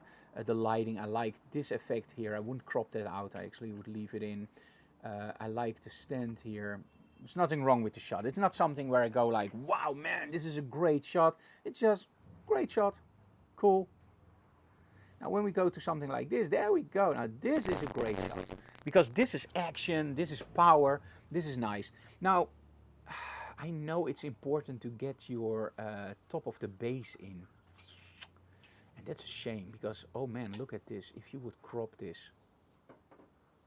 slightly more aggressive, oh, so much more power. But that's a shame, and I agree, I also want a topping. So let me change the color just slightly for the skin. There you go, add some contrast. A little bit of shadow detail. Let's add some clarity. A little bit with dehaze to make it fat.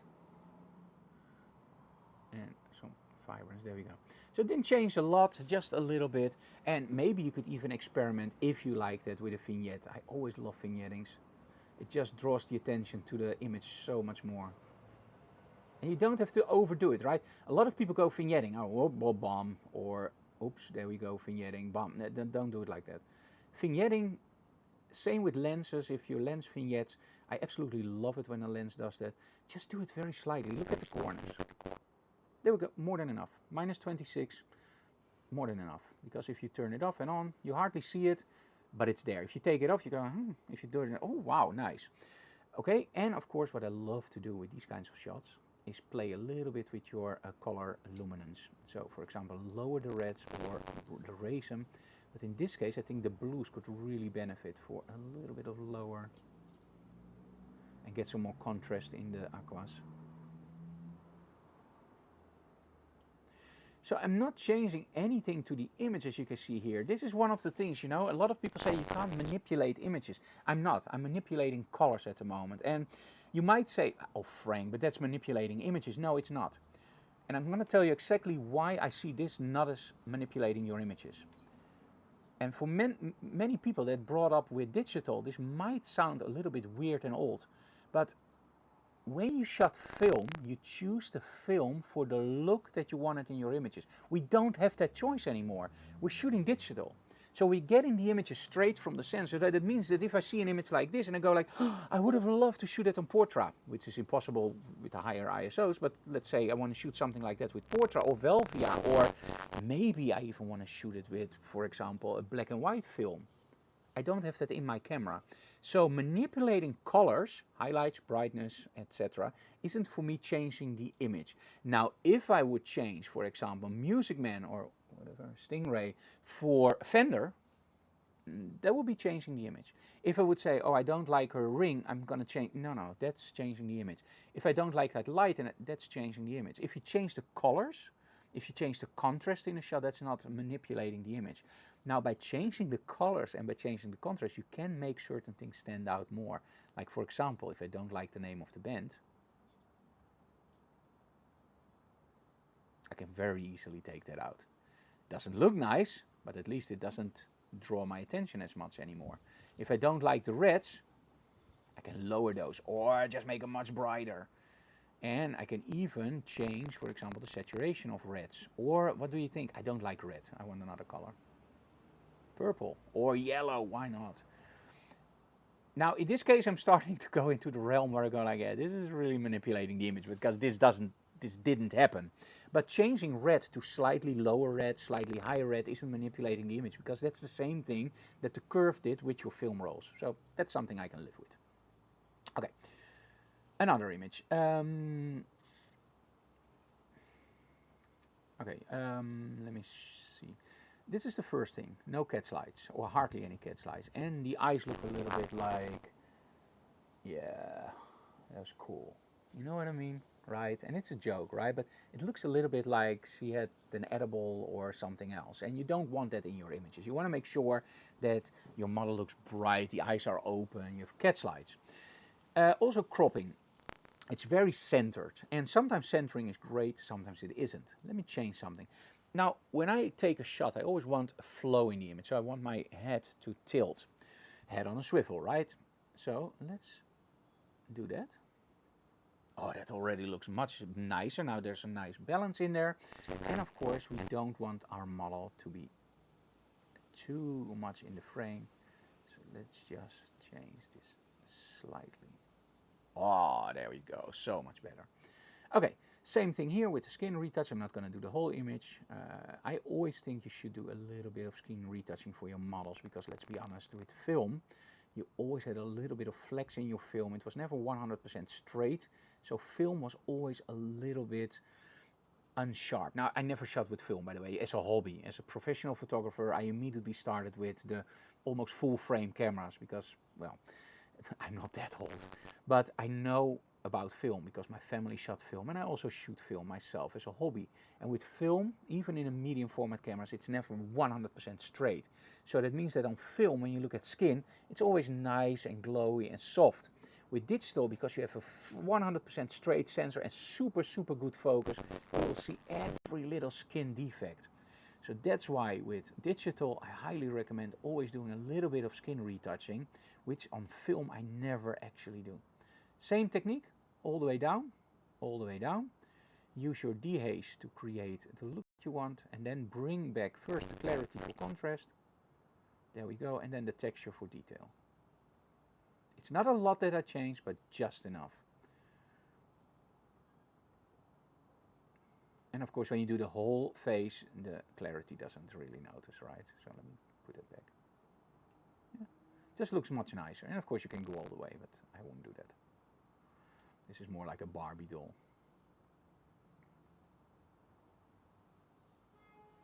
There we go.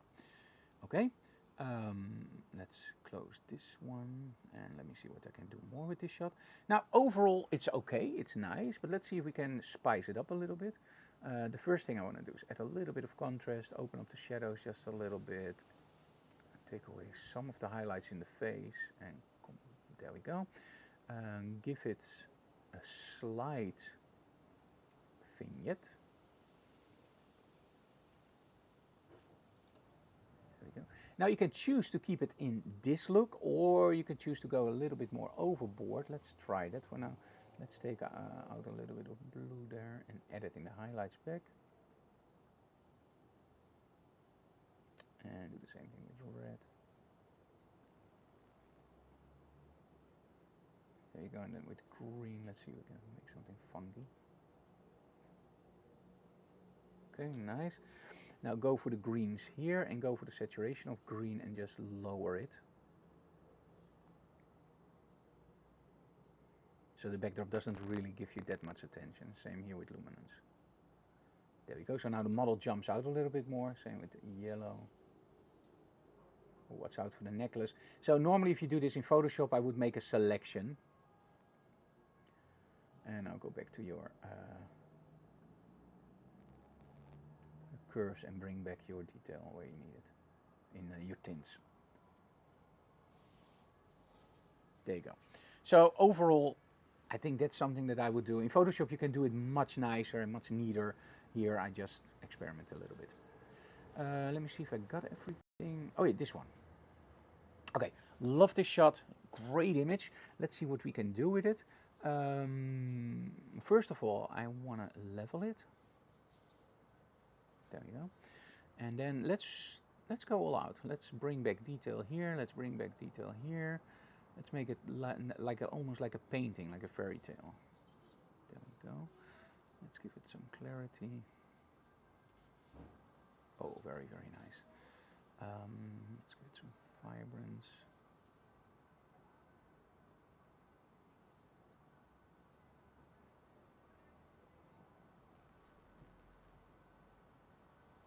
So now adding a little bit of mood with my color. I always love to tint my images slightly. It just gives you a slightly different look and it always helps. Normally, of course, I store this as presets, but because this is a demo, I want to do it live. Okay, I think I would do something like this, or go the other way and go dark.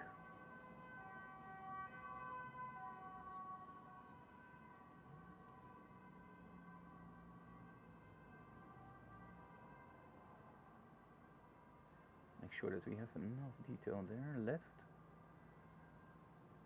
There we go. And then just give it a lot of clarity. No, that's too much. It's nice. Tone down the vibrance and give a little bit of saturation. And then, let me see, blue. And aqua down.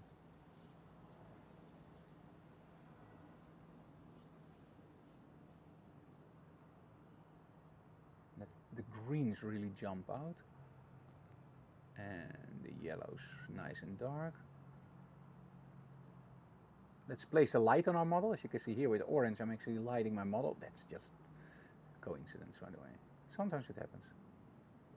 And then create the shadow areas. As you can see, with luminance, you are not changing the saturation of a color, but you are actually making it fatter or a less fat. You could call it saturation, it's not. It's literally just changing the black point in your color, which makes it more saturated. But it's not saturation. It sounds weird, but just bear with me. So now I made it a little bit darker. Now, of course, if you get my preset pack for Lightroom, you can get a lot of different presets that I actually use myself all the time in my images. And we recently released a new pack from Neo, Luminar Neo. And you can get so many different looks from one shot, as you can see here. I think something like this is awesome, really old-fashioned, almost like a Polaroid. It's a little bit overexposed. Nice. So overall, yeah, I love these kinds of shots. And let's be honest, in nature, in water, a nice leading line from the tree. You have some tree branches over here. Now imagine, just for fun. Just like this, I don't like it, by the way. So I would really, but this is the raw file. So probably the retouch version is much better, by the way. I have to be honest, it's the raw file. But watch this. If I take out, for example, these trees, let's see what happens. So I'm taking out that one, I'm taking out that one. Of course, we're taking out this one. And we're taking out this one. Now it will probably do a bad job, but let's try it anyway. By creating, by placing stuff on the sides of your image, you're creating not only depth, size, but you're also creating an anchor point where people literally, you have that strong leading line from the tree to your model, you have the trees on the side capturing your model and aiming almost towards the center, and then you can get away with a smaller model in your frame. This is one of the questions, and it's funny that you actually send in this image. This is one of those questions that comes in all the time. When I shoot a model on a large location, look at the difference, as you can see here. I rest my case. This is much less, you are not drawn into the image. You are literally not drawn to it. It's, no, I would absolutely leave those in. Look at the difference, yeah. Maybe I would take out the one in the water, but no, not even. Okay, so the question from a lot of people is, how do I make my model not disappear in the set? It's very simple. If I see my dog all the way in the back, and I say to Enoweek, Chewy's over there. And Enoweek looks and she goes like, where? I don't see him. Over there, look, dummy, look, he's there. And she doesn't see him. What do I do? Enoweek, he's over there. Look at that, there he is. Look at my finger, there. So I'm pointing towards the area where my dog is. So why don't you do the same thing in your photography? When you want to make sure that your model doesn't disappear in the set, make sure you have a strong leading line leading towards your model. You have strong anchor points. Let's take out the branch, just for fun. I'm so sorry, dude, and I'm totally destroying your image. Of course, it will also probably take out part of her arm, but just for educational part.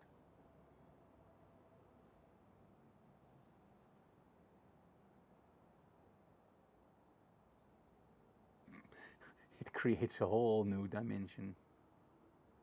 I think this one is, yeah. Oh, look at this. This one is really cluttered, as you can see.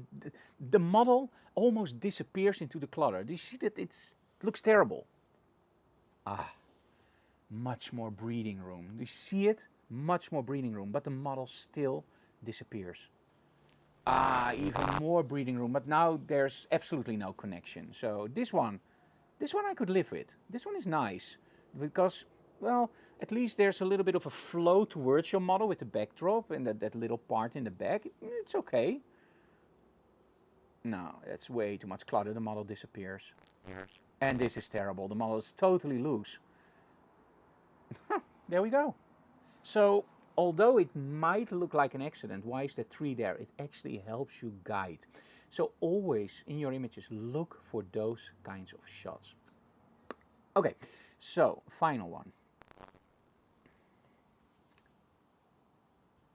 This was so much fun. Okay, same here. I would level it slightly. Maybe place a little bit more here. And in this case, I would just probably bump the contrast a little bit, add some shadows. Maybe freak out with the color temperature a little bit more. Yeah, and then go into the yellows and go, in this case, again for luminance.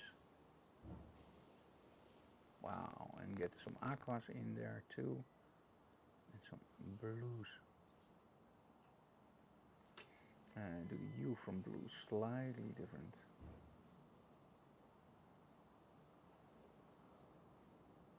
And And let's warm up the yellow slightly. There we go. And then give it a slight vignette.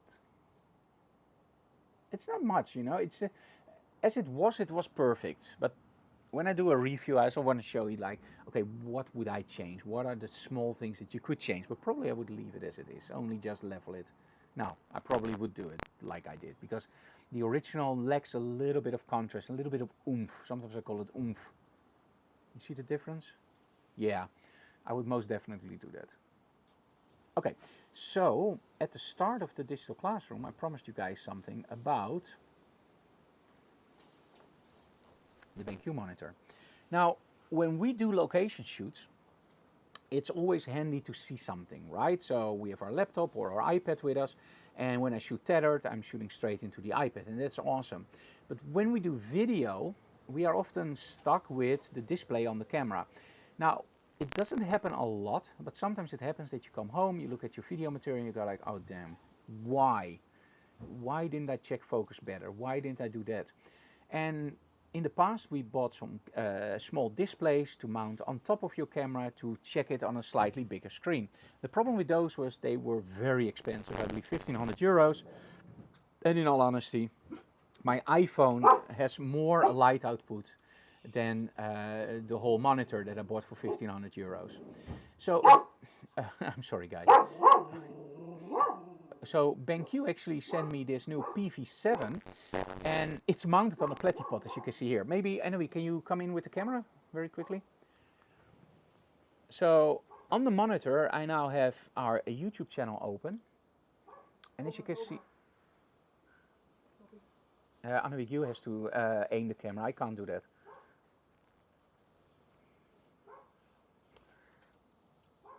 Okay, I will help you. Annemiek, stop.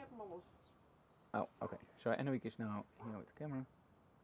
So as you can see here, even in the bright, it's reflecting, but even in the bright sunlight, you can literally see everything. It looks great. So, Annemiek, put the camera back, please. Now, on the top you have 3 buttons, 1, 2, and 3. They're very easy. You have brightness, maximum brightness, or we'll wait for Annemiek to put the camera back, and zoom out a little bit.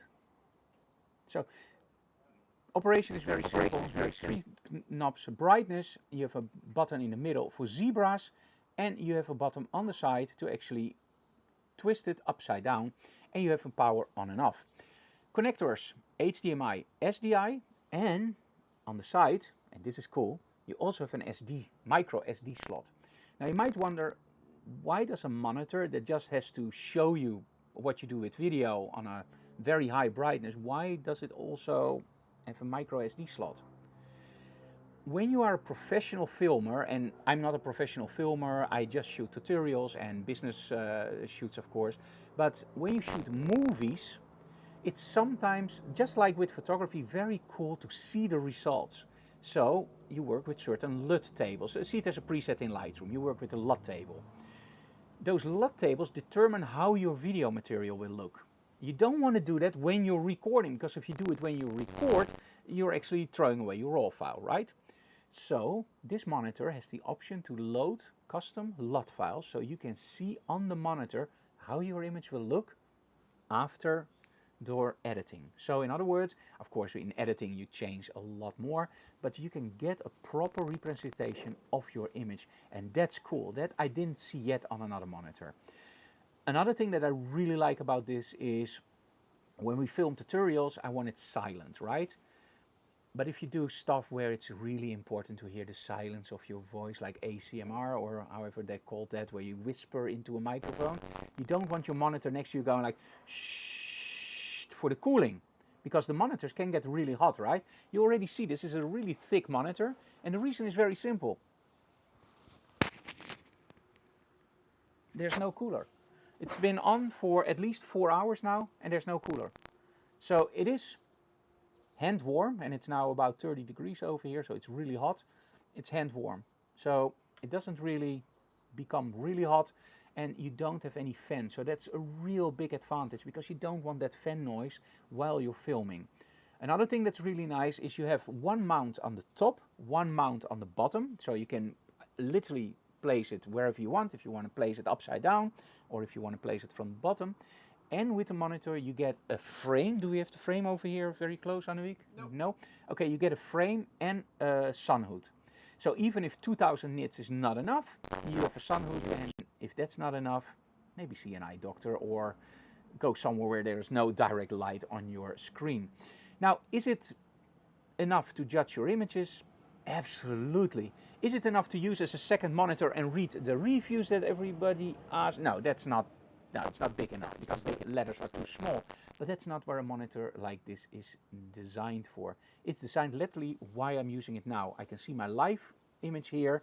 I can have my OBS running over here, and over here I have my Lightroom. So I have 3 monitors, OBS, Lightroom, and I can see my live view. And this is incredibly handy, especially in a small monitor, because I can take this with me on location, because it doesn't need power.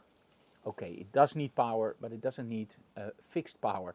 You can also mount it with a battery for the Canon RC5, I believe, and the Sony A7S III from the top of my head. So you can put a battery in there. Really nice monitor. If you look for something like this, I believe it's only $799, which is still a lot of money, but for something like this with 2000 nits, and you can load LUTs, and it's Rec 709. That's also very important for people that know what it means. It means that it gives you a proper color representation in the color space that we use for normal video. So it's not HDR, BT2020 and an EOTF curve. It's literally Rec 709, which is more than enough for monitors like this. And of course you can place it on a platypod, which is also awesome. Anyway, has a question. It has drop protection. Oh yeah, it has drop protection from 1.5 meters down. Should we test that? No, because I just borrowed it and I never know what's going to happen, but it has drop protection. So. Okay, is that a licorice protection or drop? No, no. Licorice is the English word for drop. That's a Dutch joke, don't even go there. Okay, if we don't have any more questions, that was about it, what I wanted to tell you guys. Let me see if there's anything more. No. From my side, I would love to thank our sponsors, BenQ, of course, Rogue, we have Calibrite, and we have, of course, Cascable, and, well, our new brand, Platypod, of course, which is now available in our web shop. Let's be honest, you need at least 1 and probably 2, because 2 strobes are always better than 1, right? And I recently heard a great remark about collecting guitars. Why should you settle with 1 if you can buy 2 for double the price? Let me replace that, because again, I'm Dutch. Why should you settle for 1 guitar if you can buy 2 for double the price? Now I said it correctly. Hey guys, thank you so very much for watching. The next digital classroom will be in a few weeks. We will announce that, of course, online. And the next topic, I don't know what it's going to be, but probably something with a Q&A, some retouching, and maybe even a live shoot, depending on when we do it. Thank you so very much for watching, guys. If you have any questions, leave them in the comments below. Tell other people about our channel so we can grow. And of course, hit the bell notification so you get notified when we upload something new or go live. And again, new product, Platypod. Thank you so very much for watching, guys. And that one has drop protection. Ow. Bye, guys.